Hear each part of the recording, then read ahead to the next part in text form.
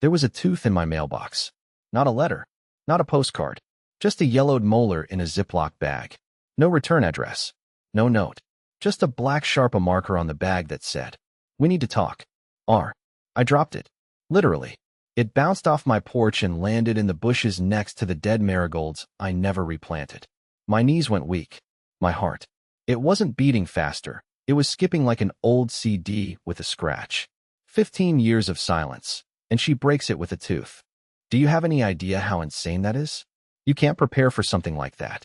You don't spend your Tuesday afternoon thinking, I wonder if my ex-wife, who burned my life to the ground and vanished without looking back, is going to send me a human tooth today. But that's Roz. She never did normal. I didn't touch it again. I left it in the bushes and went inside. Paced the kitchen for maybe 45 minutes, then made a grilled cheese I couldn't eat. I don't know why I didn't throw it out. I don't know why I didn't laugh and chalk it up to a prank. I just knew, deep down in the soft, gutless parts of me I wish I didn't have, that it was really her. And that somehow, I had been waiting for this. I didn't tell anyone. Not my neighbor Paul, who still offers me beers I never accept. Not my brother Drew, who says things like, "You gotta stop being pathetic sometime, Nate." Not even the internet, and I tell Reddit everything. But I couldn't stop thinking. Why a tooth?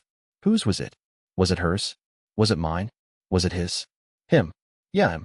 Leland Barnes. Sheriff. Deacon. Father of 3. The man she left me for. 15 years ago, she disappeared with him in a scandal so messy our town is still whispering about it. She was branded a homewrecker, and I, the dumb husband who didn't see it coming. I saw everything. I just didn't know what to do with the knowing. And now she was back. Or at least, her message was. The next day, a second package arrived. This time in a plain brown envelope. No name, no return address. Inside was a photo. A photo of me. Me, sitting in my car. Last week. In the Rite Aid parking lot. The photo was taken from behind. Like from a distance. Like someone had been watching me. On the back, scribbled in the same Sharpie handwriting. "You're not safe. I'm sorry." I dropped it. Again. I couldn't even breathe. What the hell was going on? After 15 years of silence, betrayal, and emotional wreckage, she wasn't just reaching out. She was warning me. And I had no idea what I was about to step into. I told myself I'd throw it out. The photo. The envelope. Even the goddamn tooth I still hadn't picked up from the flower bed. But I didn't. I laid them all out on the kitchen table like evidence in a crime scene. Then I sat there in my squeaky vinyl chair, just staring at everything until the sun went down. I don't know what I was waiting for, some kind of message, or maybe a stroke of clarity. But all I got was silence. The kind that sinks into your walls. That night, I didn't sleep. Not really. I kept imagining the sound of her voice saying my name again. I hadn't heard it in 15 years. I wondered if it had aged. If it still had that crackle in it when she was lying. The next morning, there was another envelope. No stamp. No address. Just left on my doorstep. I didn't even hear anyone approach. And this time, it wasn't just a photo. It was a key. A small, rusty key taped to a folded napkin from Marion's Diner. A place that burned down 12 years ago. Written in the same all-caps Sharpie on the napkin were 5 words. "Check your father's old locker." It felt like a joke. A weird scavenger hunt organized by a woman who ghosted me 15 years ago after wrecking my entire life. But I couldn't shake the nausea. My father died in 2008. The year before she left. He was a quiet man. Kept a locker at the old tool rental place near Route 39. I hadn't been there since the funeral. I called them. "Locker 117, the guy on the phone said. "Been sitting untouched. We were going to cut it open this winter." I went that afternoon. The locker was in the back corner, dust-covered, cobwebbed, half buried behind old metal shelves and plastic crates. The key worked on the first try. Inside, a pair of muddy work boots. A yellowed newspaper from 2005 with a circle drawn around a classified ad. And a shoebox duct-taped shut. I sat in my car and stared at that box for over an hour before I opened it. Inside were dozens of photographs. Old ones, some even Polaroids, of me and Roz. Some I didn't even remember being taken. At the park. On our porch. At my mother's house. But here's the thing. We weren't alone in those pictures. There was always someone watching in the background. A man. Sometimes blurry, sometimes hidden behind a tree, sometimes just a pair of legs in the edge of the frame. Always there. Always lurking. And in the bottom of the box? A single bullet. wrapped in tissue paper, and a note that said, "He's not who you think he was." I almost threw up right there in the parking lot.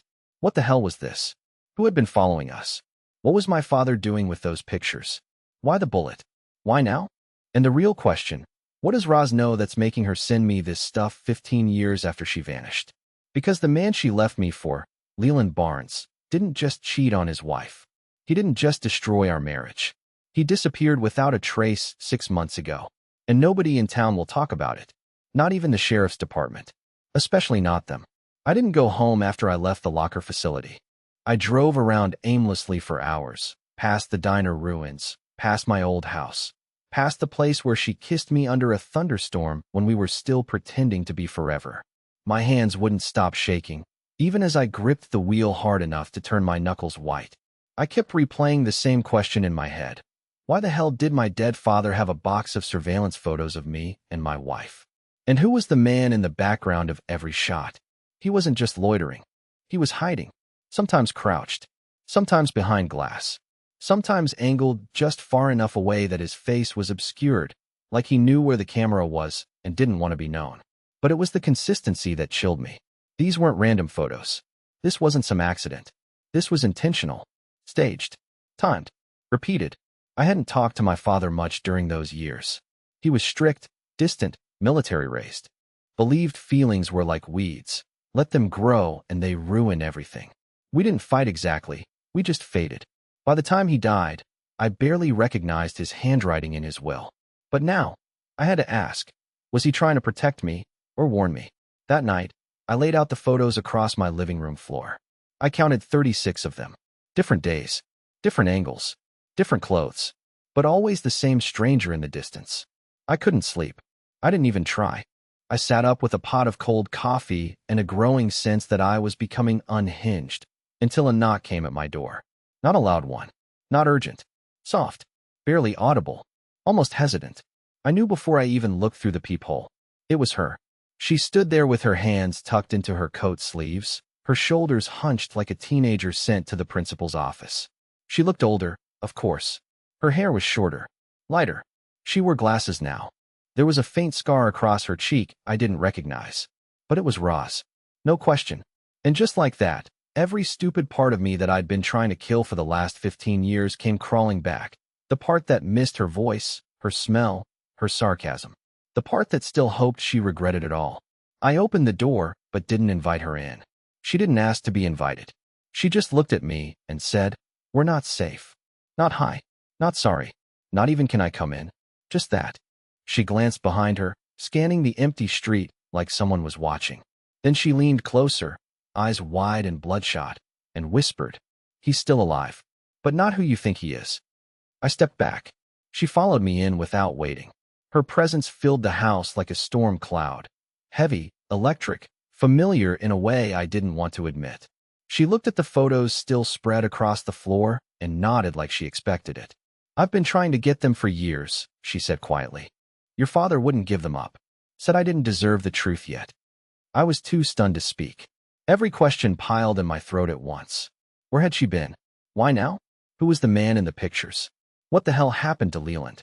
She walked to the kitchen like she still lived here, opened the cabinet, and poured herself a glass of water with shaking hands. Then she looked at me and said the first sentence that made me feel like I might be losing my mind for real. "Leland isn't just missing. He's been living under a new name. And I think he's the one who took those pictures." I felt the air leave the room. That didn't make sense. He left her. He was the reason she disappeared. What would he want with photos of us before the affair? Why would he stalk us? Unless it all started before I knew anything was wrong. Before the cheating. Before the scandal. Maybe even before the marriage.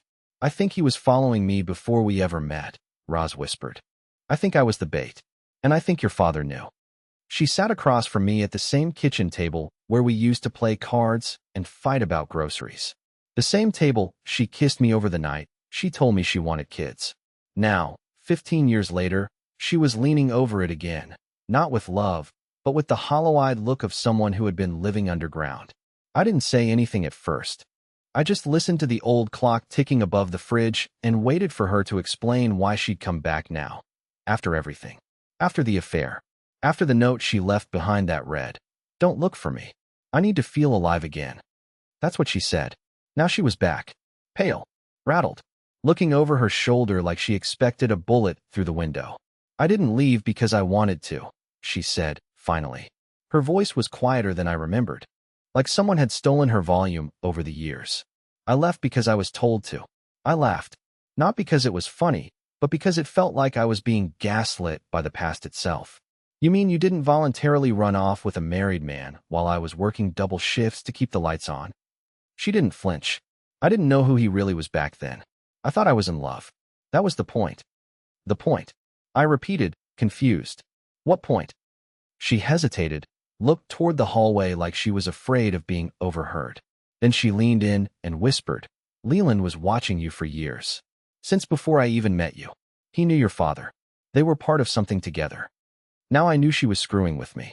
My dad was a mechanic, I snapped. He didn't have time for conspiracies. He barely had time to eat. She shook her head. He wasn't just a mechanic, Nate. You don't remember the radio in his garage? Of course I remembered it. A dusty ham radio setup he always said didn't work anymore. He kept it more as a nostalgic piece of junk than anything functional. Or so I thought. He used it, she continued, to talk to people off-grid. People like Leland. They were connected. All of this. Us. It was part of something he couldn't let go of. I rubbed my temples, trying to process the absurdity of what she was saying. Are you seriously telling me my wife was planted in my life like some kind of what? Spy? Roz looked away. Her silence was an answer I wasn't ready for. Why? Why me? I asked, and this time my voice cracked. What the hell was so special about me that two men I trusted turned my entire life into a damn experiment? She swallowed hard. Because of what your father buried. The thing Leland was looking for. The thing I think you might still have, and don't even know it. Before I could ask what she meant, she pulled something out of her pocket, a photo. Old. Wrinkled. It showed me as a child, maybe 6 or 7 years old, standing in front of my father's garage. But that wasn't what made my skin go cold. It was the man crouched beside me, grinning. Leland. Years before I met Roz. Years before I knew who he was. He had been in my life the entire time. Watching. Waiting. He wanted you to forget this picture, she whispered. He tried to take all of them. But your father kept it hidden. Along with a name. One I haven't said out loud in over a decade. She slid a second photo across the table. It was burned at the edges, like someone tried to destroy it. On the back, written in faded ink, was a single word. Kepler. The moment I read it, my stomach dropped. I didn't know what it meant yet. But something inside me did. Something ancient and buried and rusted over. Something my father tried to keep from the world. Roz looked up at me with a seriousness I had never seen on her face, even during the worst nights of our marriage. You were never just his son, Nate, she said slowly. You were the loose end. For hours after she left that night, I sat at the table staring at the name on the back of that scorched photograph. Kepler. The more I said it in my head, the less it sounded like a name and the more it felt like a code. Something about the way my father had underlined it in those old journals he never let me read. Something about the look in Roz's eyes when she slid the photo to me. It wasn't random. It was like a trigger. A door opening to a room I'd been walking past my whole life, but never noticed. I hadn't set foot in my father's old garage in years. After the funeral, I locked it and never went back. It was like his tomb. Smelled like oil and cigarettes and cheap bourbon. My hands were shaking on the steering wheel as I drove there at dawn. It felt like sneaking into a crime scene that belonged to me. The sun was barely up, the streets were empty, and the only sound was the loose chain on the garage door rattling in the wind. Inside it looked exactly as it had the day he died. Workbench covered in tools, calendar from 2007 curling off the wall, half a pack of Lucky Strikes sitting open under a lamp. But as I walked further in, I noticed something I'd never seen before. A seam in the concrete floor near the far wall. A square cutout hidden under an old rug. I pulled the rug back and saw a trapdoor. No handle, no obvious lock, just a recessed slot that matched the small rusty key Roz had given me with the diner napkin. My heart was pounding so loud it felt like it was echoing off the walls. When the key slid in and turned, it made the softest click I've ever heard, like a whisper. The door opened to a narrow space beneath the garage. A storage room about the size of a walk-in closet, lined with metal shelves. It smelled like damp earth and motor oil. I went down the short ladder and turned on the light. What I saw made my knees go weak. It wasn't just boxes. It was a wall of files, names, photographs, maps, entire binders full of reports typed on a machine older than me. In the center of the room was a heavy steel case with KPLR stenciled on the side. Inside that case, under a layer of oilcloth, was something I recognized immediately: my father's old revolver, cleaned and loaded, sitting next to a manila folder labeled with my name. The folder contained copies of the same photos Roz had shown me, but there were more. Dozens more. Photos of me as a child, of my schools, of Roz before I even met her, of Leland in uniform, of people I didn't recognize. And at the very back, folded like an afterthought, was a letter in my father's handwriting. If you're reading this, Nate, then you know the name. Kepler. You were never meant to find this, but I always knew you might. I kept you out of it as long as I could. If she's come back to you, it's because the circle is closing. Don't trust anyone, especially her. I had to sit down on the cold concrete because my head was spinning. My father had known Roz would return. He'd known Leland. He'd known something about me that I didn't. And worst of all, his warning wasn't vague. It was pointed. Don't trust anyone, especially her. And yet, as I climbed back up into the garage, clutching the letter and the folder, I felt the strangest mix of anger and curiosity. I didn't know what Kepler was.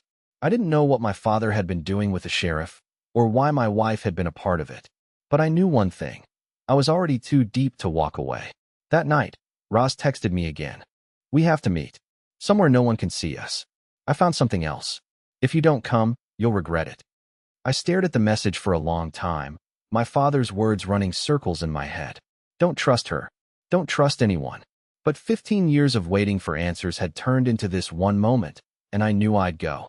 I always went. I texted back. Where? Her reply came instantly. The old mill. Midnight. Come alone. I set the phone down.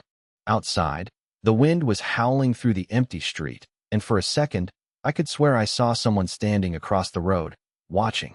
When I blinked, they were gone. I didn't sleep. I just sat there, waiting for midnight.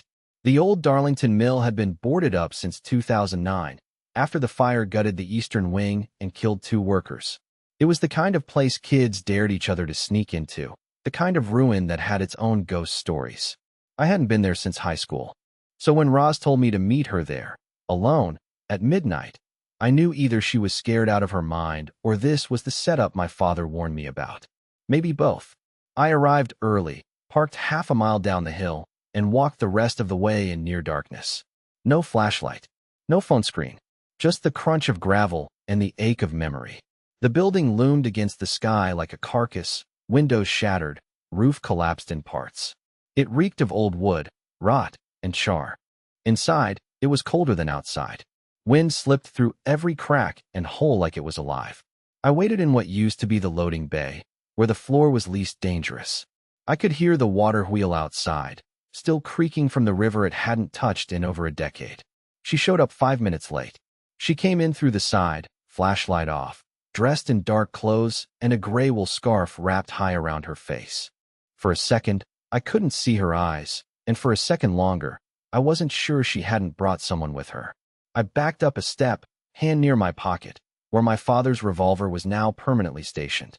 No one followed me, she said, her voice low. I checked twice. Did you bring whatever you found? I asked.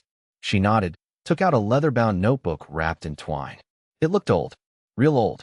She held it like it was made of glass. I found this in a safety deposit box in Leland's name.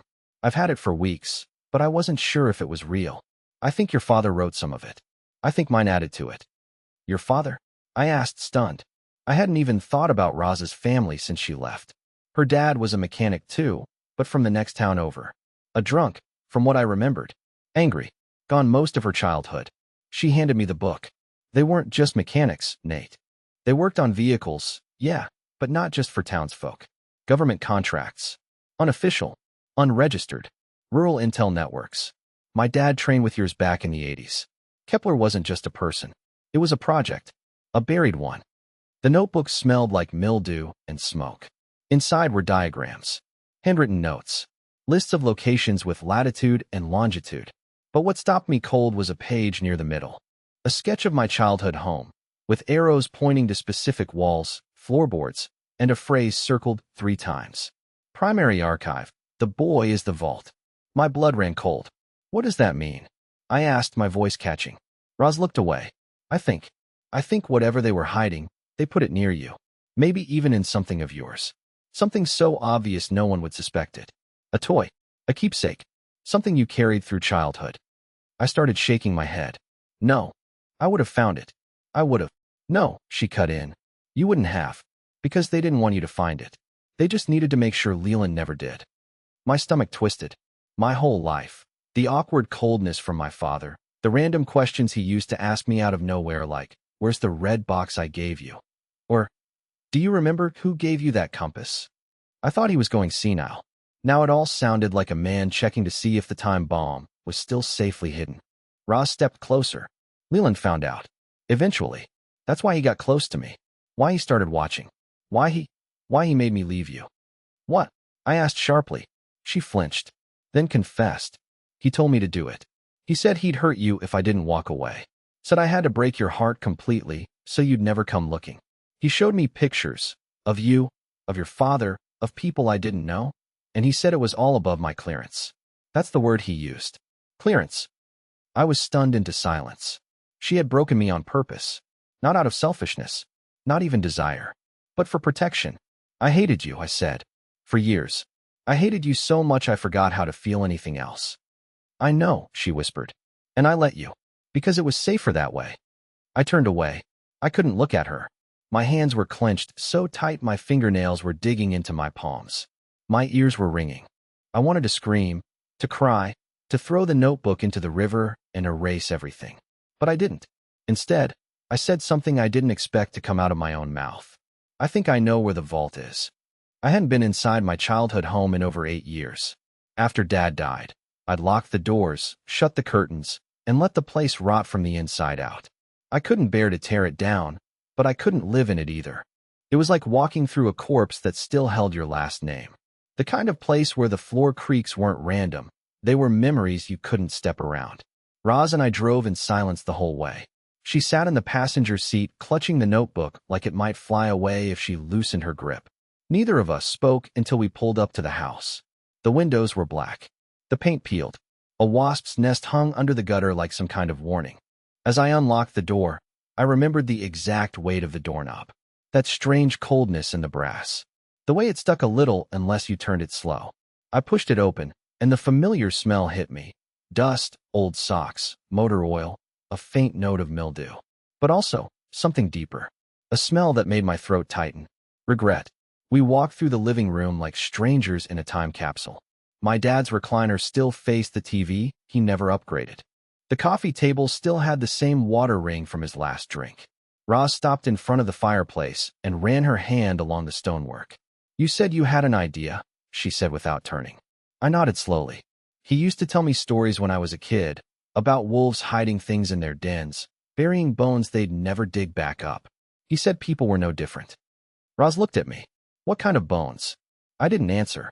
I walked to the hallway, opened the narrow closet across from the stairs, and pulled out an old crate of my childhood junk. Model airplanes, baseball gloves, broken action figures. I dumped it out onto the floor and started sorting through it like a man digging up his own bones. And then I found it. A compass. Rusted, heavy, dented. The glass was cracked, but the needle still moved. My dad had given it to me when I was 7 and made me swear to never lose it. I'd nearly forgotten it even existed. I turned it over. There, beneath a layer of grime, was a small seam. Roz stepped closer. That's not a regular compass. No, I said. It never pointed north. It took a knife and some patience, but eventually, the back popped open, and inside was a tightly folded piece of metallic film. Not paper, not microfilm, something synthetic, durable, flexible. It had embedded coding, like a fingerprint merged with a QR pattern. Alien looking, high-tech, way beyond anything my father should have had. Roz stared at it, her face pale. Do you know what that is? I shook my head. Do you? She hesitated. No, but I think it's why Leland was watching you. Why I was told to disappear. It's not about what's in the vault. It's about who was used to store it. You mean me? She nodded. Your father hid whatever this is inside your life. Literally. He gave it to you, made it part of you. And now that everyone else is gone, they're not. I interrupted. At least, not all of them. She frowned. What do you mean? I stood up, my legs weak under me. I pulled my phone out of my pocket and opened the voice memo app. Then I scrolled down, past grocery lists and therapy sessions, and one lonely attempt at poetry, until I found the most recent recording, dated 4 nights ago, the night I thought I saw someone watching from across the street. I hit play. At first, nothing. Just wind. Leaves. Silence. Then, footsteps. Slow. Crunching on gravel. And then, faintly, so faint it gave me chills to hear it again, a voice. He's got it. He doesn't even know. I paused the recording. Roz's hand covered her mouth. Someone's been watching, I said. Not 15 years ago. Not 5. Now. She grabbed the compass. We need to get this out of here. But before we could even move, we heard the sound. Not from outside. From upstairs. A floorboard creaked. My blood ran ice cold. Roz looked at me, wide-eyed. You said this place was empty. It was, I whispered. We stood frozen for a moment. And then came another sound. A soft, deliberate footstep. Then another. Whoever was up there didn't care about hiding. They wanted us to know they were here. And then, from the second floor, Nathaniel. A man's voice. Calm. Familiar. Measured. It's time we finish what your father started. Roz grabbed my wrist. I didn't move. My childhood home. The place that raised me, ruined me, and locked away secrets I didn't even know I carried, was no longer ours. We weren't alone anymore. For a moment, all I could hear was Roz's breathing. Fast, shallow, like she was trying to stay silent, but couldn't. The man upstairs had stopped moving. No more creaks. No more footsteps. Just that voice echoing in my skull. It's time we finish what your father started. I didn't recognize it immediately, but Roz did. Her grip tightened. That's not Leland. I whispered. Then who? And before I could finish, a soft knock came from the top of the stairs. Not loud. Not threatening. Measured. Then the voice again, older now, but suddenly familiar in the worst way. Nate, don't be afraid. I've been waiting for you. I turned to Roz, and it hit both of us at the same time. Her father, Franklin Dale Whitmore. We had both believed he was dead, gone off-grid, drunk himself into the desert. But my father always said, Frank Dale didn't die. He vanished on purpose. I never knew what that meant. Until now. He came down the stairs slowly, hands open, unarmed. Gray hair, weathered face, old work boots. A scar on his neck. Same eyes as Roz. She stepped back instinctively. What do you want? He looked at her first, not me. To tell the truth. Before someone else does. I raised the gun. Make it fast. He nodded, calm as ever. Your father's, mine and yours, created Kepler together. It wasn't some spy program. It wasn't government, not really. It was a private failsafe. A black book of dirty secrets from powerful men who couldn't be exposed legally. They wanted leverage in case the world ever turned on them. But it was too dangerous to keep in a single place. So they broke it apart, encoded it, and hid the core piece inside a delivery system no one would expect. He looked directly at me now. A child. You. The world stopped spinning for a second. You're saying I've been walking around for 30 years with some kind of encrypted archive in my backpack? I asked. Franklin smiled faintly. Not in your backpack, son. In your life. In every move your father made. In the objects he gave you. The routines he trained into you. He wrapped the encryption in memory, not data. That's why no one could extract it. Only someone who understood you, who knew you, could ever put it back together. Roz stepped between us. So what now? You kill him? Take the key and disappear? Franklin shook his head. I'm tired. I'm done running. I didn't come to take anything. I came to give you a choice. He opened his coat and took out a flash drive, setting it gently on the coffee table. This decrypts the contents of the file your father hid. You can choose to open it and see what he spent his life trying to protect. Or you can destroy it and leave the past buried. The world won't end either way. He looked at me. But you'll have to live with what you choose. Then, without another word, he walked out. No threats. No theatrics. Just walked out. We never saw him again. That night, Roz and I sat on the porch of the broken house, listening to the quiet between us. We held the drive between us like it might explode. She looked at me and said, Do you want to know? I thought about it long and hard. About the lies, the affairs, the silence, the weight of secrets not mine to carry. Then I smiled. A real one, maybe for the first time in years. No, I said. I'd rather start over. So we did. We burned the drive in the backyard, tossed the notebook into the flames, left the compass on my father's old workbench, like a peace offering to ghosts. We packed up the few things worth saving and left town the next morning. Roz and I didn't pretend we were the same people we used to be. We didn't pretend it wasn't broken. But we agreed to try, not out of guilt, not out of old love, but because surviving something together changes people. Turns out, there's something stronger than betrayal. It's forgiveness. 15 years later, I finally forgave her. And maybe, just maybe, I started forgiving myself, too.